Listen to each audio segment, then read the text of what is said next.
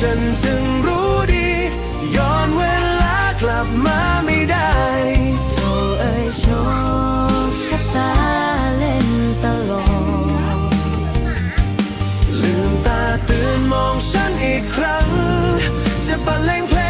งให้เธอฟังให้เหมือนเคยดังวันแรกที่เราพบกัน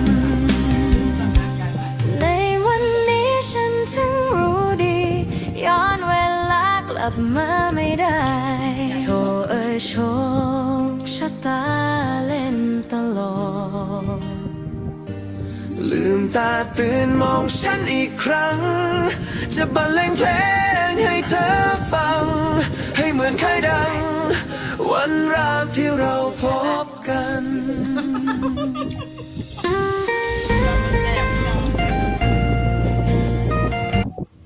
ผมก็เลยกระดาษให้หน่อย